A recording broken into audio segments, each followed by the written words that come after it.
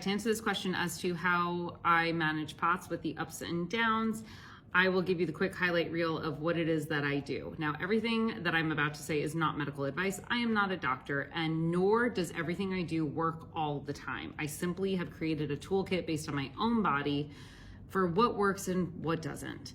One of the biggest things that I have found is that I do not do things for long periods of time. I learned how to recondition my nervous system in really short bursts.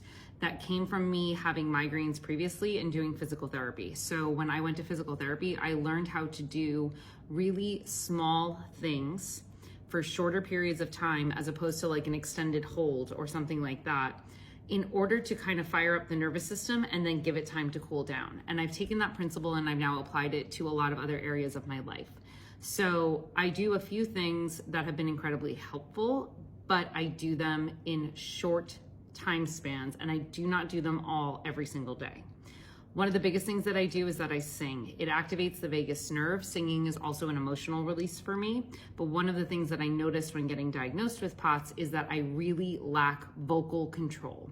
So in some of my more recent singing episodes, when I've tried to go and sing, not only do I get lightheaded and dizzy, but the tone really wavers. And I just don't have that strength within my vocal cords to withstand an extended hold without a vibrato.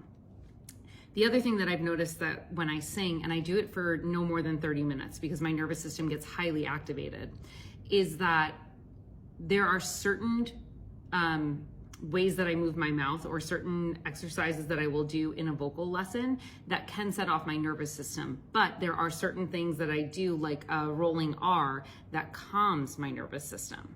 And me deciphering what works for kind of like the activation versus the calming has been incredibly helpful, because I now feel more in control of what to do when my nervous system gets activated and how to calm it down in very specific episodes. Part of the reason that I went back to singing is because I wanted to regulate the vagus nerve. That was really important to me. It's the source of emotional regulation. It is also something that just helps the body work better. And singing is one of the ways to do that. I also wanted to improve my respiratory abilities, because I found that when I got diagnosed with POTS, one of the harder things for me to do was to sustain air. So something that's very challenging for me now is if I'm walking and talking at the same time, that's just not okay.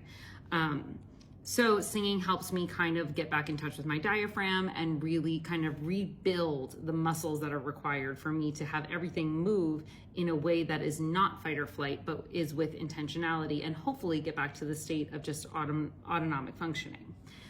Another thing that I've started doing since I stopped physical therapy is doing nerve reconditioning on my own. And that has come from doing exercises that are either reclined or seated.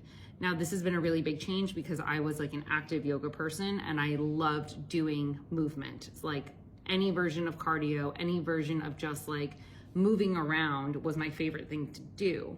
But now I've had to adjust my workouts in order to incorporate the fact that my my is still healing. So doing exercises that are seated, like using the recumbent bike, or a lot of Pilates sideline moves, that's helped me keep my strength up.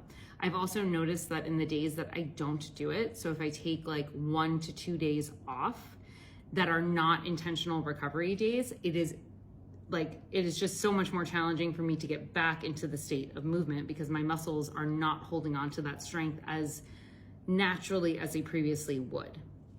When I really focus on shifting between a cardio day versus a strength training day, and I found my exercise regimen by doing POTS research and seeing what exercises or what programs were meant for people with POTS. And I've had positive results. I'm not going to lie, the recovery from it is challenging.